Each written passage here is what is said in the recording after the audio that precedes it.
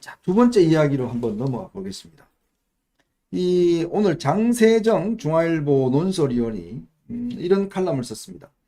청와대 단 하루도 안 간다 결심한 다른 이유라는 제목의 이제 칼럼을 썼는데요. 윤석열 대통령이 이제 그 청와대가 구중궁궐이고 소통을 위해서 청와대를 옮겨야 되겠다. 이렇게 이제 처음에 해서 결국 이제 청와대에 대한 이제 결단을 내렸지 않습니까? 결단을 내렸는데, 근데 이제 사실은 이게 알고 보니까 이 청와대가 처음에는 문재인도 2012년 또 2017년 선거에서 다 옮기겠다고 그랬잖아요. 네. 근데 마지막에 보면 절대 안 옮긴다라고 탁현민이가 우리 여기 더 있겠다. 맞아요. 뭐 이런 이야기를 했지 않습니까? 네. 그런데 왜 이렇게 고집했을까? 라는 이야기를 들어보면 결국은 이 문재인 정부 때의 어떤 여러 가지 사건 때문에 그렇다. 이제 그걸 아마 윤 대통령이 보고받을 가능성이 있다. 그게 뭐냐면 청와대에서 전날 논의한 내밀한 대화가 네. 바로 다음날 네. 북측에서 거론되는 정황을 네. 대북 정보망이 포착한 사례가 있다. 이거를요 누가 이야기했냐? 미국 측에서 우리한테 불만을 토로했다는 거죠. 도대체 너네들 정보 관리를 어떻게 하는 거야? 네. 어제 한 이야기가 바로 지금 이 김정은이가 그 다음날 논의하는 게 말이 돼? 네. 라는 이야기를 했다는 거예요. 네. 그래서 특히 이제 대북 정보 같은 경우 우리가 인간 정보 휴민트, 신호 정보 시긴트, 네. 기술 정보 테크니트 네. 이런 거 세 가지를 통해서 이제 네. 우리가 입수를 하는데 이 노무현 정부에도 이런 사례가 있었다는 거예요. 당시에도 미국이 줬던 정보가 바로 북한 애들이 그 다음에 알고 있더라는 거예요. 그래서 당시에 미국이 이제 더 이상 정보 안 준다. 네. 너네들한테. 이건 뭐 맨날 하는 게 다 흘러내느냐. 이런 게 있었고 또 문재인 정부 때도 이게 이제 계속 흘러져 왔고. 그러다 보니까 결국 이 정보 유출은 내부자가 흘리는 경우가 있고 네. 두 번째 청와대 안에 네. 구조적으로 감청이 될 수밖에 없는 구조가 돼 있다. 충격적이네요. 네. 이런 경우에 건물에 왜냐하면 네. 여러분 그 미국 대사관들 있죠. 네. 외국에 짓는 미국 대사관. 네. 그거는요 절대 미국에 직접 가서 짓습니다. 맞습니다. 왜냐하면 나중에 옛날에 보니까요 이 러시아나 이런 데 애들이 건물 안에 도청 장치를 안에다 다 심어놨어요. 다 뜯어 보니까 네. 건물 안에 여기 안에 이쪽 안에 도청 장치가 다 있어서 이야기하는 게 그대로 생중계가 다 돼버린 거예요. 그래서 그게 드러나면서 아예 건물 통째로 그냥 버려버리고 미국에서 직접 와서 건물 짓고 뭐 이런 경우가 있었어요. 그러니까 이게 사실은 저도 이게 그냥 헛된 이야기가 아니라 이 이야기를 들어보면 실제로 이게 지금 이런 이야기들이 그동안도 있어 왔어요. 그렇죠. 네. 예. 그래서 윤 대통령은 이제 후보 시절부터 이 제왕적 대통령제 청산, 그걸 위해서 두 가지를 사실상 기획을 하고 있었어요. 첫 번째가 작년 8월 4일 문화일보하고 인터뷰에서 최초로 밝힌 건데 청와대 민정수석실을 폐지하겠다. 네네. 그거였고 두 번째가 작년 이제 올 1월이죠. 집권하면 청와대를 해체하고 광화문 시대를 열겠다. 네네. 청와대에서 나오겠다. 탈청와대를 표명한 거. 이게 두 가지였어요. 두 가지인데 그런데 청와대에 단 하루라도 들어가지 않겠다고 얘기를 한 이유가 그때 왜 그렇지 않았습니까? 그러니까 용산으로 옮기는 것까지는 좋은데 왜 이렇게 서두르느냐. 그죠? 왜 이렇게 서두르느냐. 그냥 청와대에 좀 들어가 있다가 용산이 어느 정도 이제 갖춰지면 다만 그게 2, 3개월이든 5, 6개월이든 뭐 그 정도 있다가 나오면 되는 거 아니냐. 왜 하루라도 꼭 안 들어가려고 하느냐. 윤 대통령 너무 고집이 센 거 아니냐. 그러면서 뭐 건진법사 얘기 나오고 그랬잖아요. 그래서 또 건진법사 얘기 나오고 저 수구 좌빠들이 또 그거 갖고 막 칼키고 뜯어대고 한 거 아닙니까? 근데 이제야 저는 이제 수수께끼가 풀렸어요. 인수위 시절에요. 인수위 시절에 보고를 받으면서요. 청와대 내에서 그게 북부로 새고 있다라고 하는 보고를 받으셨네요. 이 보고를 받았기 때문에 단 하루라도 청와대에 있는 거는 안 된다 하는 거고요. 그래서 용산으로 옮기면서요. 청와대에 있던 이런 장비 있잖아요. 장비. 하나도 안 갖고 왔습니다. 하나도 안 갖고 온 거예요. 하나도 안 갖고 온 이유가 거기에는 이미 다 오염이 돼 있다는 거죠. 무슨 거기에 북한 놈들이 갖다 붙여놓은 무슨 도청 장치가 있을지 무슨 장치가 있을지. 그래서 청와대에 있던 무슨 장비는 하나도 안 갖고 왔다는 거죠. 그러니까 옛날에 김여정이하고 그다음에 직접 청와대에 왔었잖아요. 와서 그때 평창 올림픽 참가할 때 직접 들어오기도 하고. 그렇죠. 그리고 이게 이제 북한 출신 고위 탈북자 한 명이 BBC하고 인터뷰를 한 바가 있어요. 이 양반이 뭐라고 했냐면 난파 90년대 초에 난파 간첩이 청와대에서 5, 6년간 근무한 뒤에 네. 북한으로 복귀한 일이 있었다. 이런 주장을 한 바가 있습니다. 이게 2021년 작년 10월에 BBC랑 인터뷰한 네. 거더라고요. 그렇죠. 예. 그러니까 이 사람 이야기를 보면 결국 이제 북한의 이 정보가 고위층까지 올라갔고 이 올라간 이유를 보면 북한에 청와대에 근무한 사람이 결국 한 5, 6년 근무를 했고 이 정보가 북한으로 그대로 넘어갔고 네. 이 공작원이 실제로 청와대에서 일한 적이 있었다. 그 노태우 정부 때나 김영삼 정부 때 이게 있었다. 네. 라는 이야기를 이 장관이 이제 합니다. 네. 뭐 국정원에게 부인을 하긴 했는데 네. 충분히 개연성이 있는 거예요. 그래서 굉장히 구체적으로 이야기를 했더라고요. 예, 그래서 그때는 이제 국정원이 작년이 아니에요. 작년 말 1년 전 얘기예요. 1년도 채 안 됐어요. 그때 이제 문재인 정부의 국정원이 국정원장 누구예요? 박지원이 이런 일 없었다고 부정을 했잖아요. 근데 요때 이제 BBC 인터뷰 하고 나서요. 그 다음에 시사저널하고 또 인터뷰를 했더라고요. 거기서 조금 더 정보를 더 내놨어요. 그거 보니까 아주 구체적으로 얘기를 했는데요. 이 사람이 저기 때 한 거래요. 김영삼 때. 네. 김영삼 때 했는데 그 사람 이름이 박명수였다는 거예요. 자기들 내부적으로 부를 때는.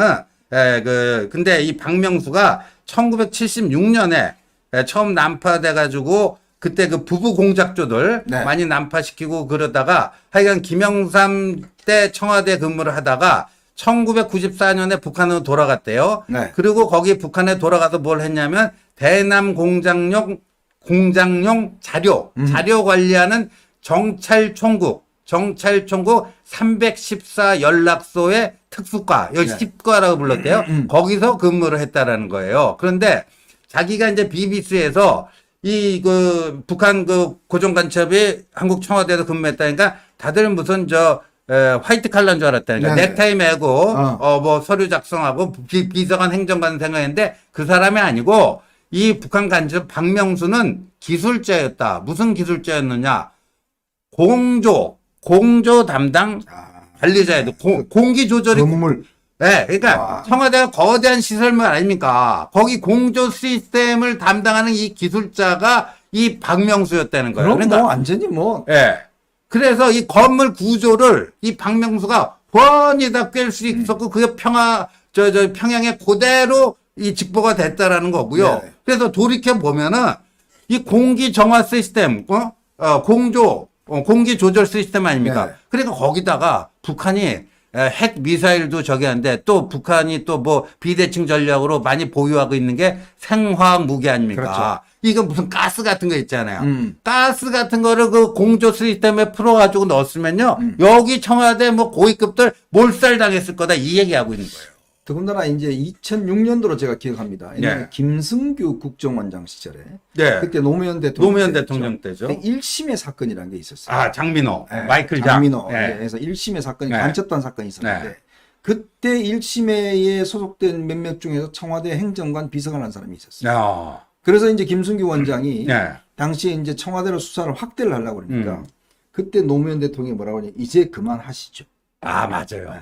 그런 적이 있어요. 이제 그만하시죠. 이제 그 당시 김승규 원장이 그래서 수사를 중단하고 그때 아마 바로 사퇴를 했는데 예. 이게 뭐냐면 그 1심의 사건이라는 게 마이클 장이라는 장민호가 북한으로부터 이제 그 공작금을 받아갖고 예. 이걸로 이제 그 운동권 출신들 주사파들 이제 해서 맞아요. 실제로 이제 청와대에 들어갔고 예. 이걸 이용해서 이제 그 정보를 수집했다는 거 아니겠습니까? 그렇죠. 그래서 그때 국정원이 간첩 사건을 거의 수사를 해서 청와대 핵심까지도 들어갔어요. 네. 그랬더니 노무현 대통령이 김승규 원장을 부르더랍니다. 네. 불러서 따로 좀 보자. 이렇게 이야기하면서 그 자리에서 이 수사를 문제를 언급하면서 이제 그만하시라고요. 이렇게 이야기했답니다. 네. 예, 김 원장은 감사합니다. 바로 사표 쓰고 나와버렸어요. 아, 맞아요. 네. 아, 맞아요. 그게 아주 유명한 사건입니다. 예, 예. 1심의 사건이. 예, 1심의 사건. 그러니까 1심의 이 사건이 사실은 지금까지도 묻혀 있었던 사건이 청와대에 있었는데, 그러니까 아까 지원도 이야기했지만 이게 저희들이 그냥 무슨 뭐 황당한 이야기 하는 거 아닙니다. 이게 무슨 뭐 황당한 무슨 뭐 가짜 이야기 하는 게 아니라 실제로 이게 아까 이 그 탈북자의 증언, 1심의 사건, 그다음에 미국 측의 이야기, 미국 측의 이야기가 제일 정확하거든요. 그러니까 노무현 때 미국은요. 예.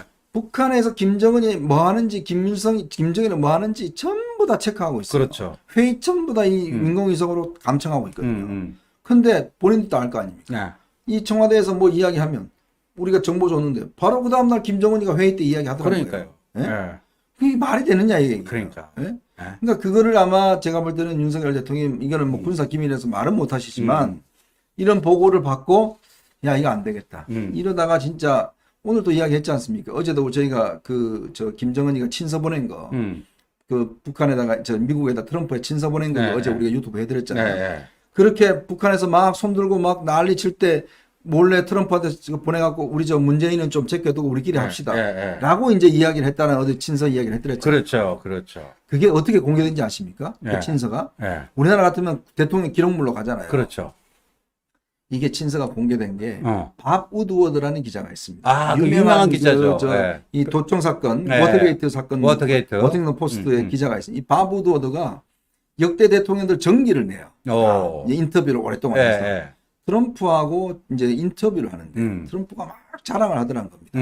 그러면서 막 보여주더래요. 아. 이거를 이 친성 김정은이 나를 이렇게 존경 보여주더란 거예요. 그래서 이제 밥 우드워드가 이거 저 좀 가져갈 수 있겠습니까? 라고 이야기하니까 트럼프가 이거 못 가져가는데 대신 눈으로는 보세요. 라고 이야기하던 거예요. 그런데 말로는 뭐 읽어볼 수 있습니다. 그래서 밥 우드워드가 그거를 말로 하면서 녹음기에 녹음을 했대요.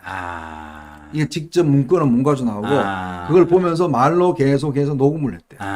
그 녹음 친서를 다 들고 나와서 곧 발매될 밥 우드워드의 회고록에 이 내용이 다 실립니다. 이야, 대박. 그거를 이번에 한미 클럽이 입수를 해서 그 공개를 한 게 바로 어제 저희들이 해드렸던 그 내용이에요. 그 유튜브 어제 한번 보시면 그 내용이 나옵니다. 그렇죠. 네. 그러니까 이토록 그 저기 한 거니까요. 그러니까 그 아까 노무현 청와대에도 노무현 대통령이 김승규 국정원장 때 그만하세요. 그 왜 그랬겠는가? 그만하세요. 근데 거의 노무현 대통령도 감을 잡았다는 거고요. 그렇죠. 그렇다면은 이제까지 뭐 이 햇볕 정책하면 김대중, 노무현 이렇게 돼 있지만 문재인 때가 어떻게 보면 가장 정도에서 벗어나서 진짜 뭐 타락했다 이런 표현을 쓸 정도로 문란했던 그 저 남북 관계였는데 문재인 청와대는 오죽했겠나. 문재인 청와대는 오죽했겠나. 그런 생각이 들고요. 그다음에 여기에 이제 북한 간첩이 청와대 직원으로 일하는 사건도 중요하지만요. 아까 저 공조기술자. 뭐 어디 다시만 나왔을 거 아니에요. 그러니까 이게 이제 기술 정보에 해당되는 거예요. 공조 시스템에 갖고 공조 시스템 안에 뭐 도청기를 붙잡게 날 수. 이게 이제 그 기술 정보 테킨트 아닙니까? 그거 못 부수지 않으면 못 모르는 거죠. 그래서 용산으로 이전할 때 단순히 장소만 이전한 게 아니라 장비를 그대로 사용하지 않은 게 바로 이 이유 때문에. 그러니까 대통령이 그 말씀 못 하는 거예요. 못하죠. 국민들한테. 못하는 거죠. 그러니까 속으로는 알고 있지만 못하는 거예요. 네. 그래서 오늘 장세정 논설위원이 이제 그 칼럼을 쓴 게 바로 이제 그런 어떤 속내가 있다. 이런 이야기를 이제 여러분한테 이야기를 드리는 겁니다.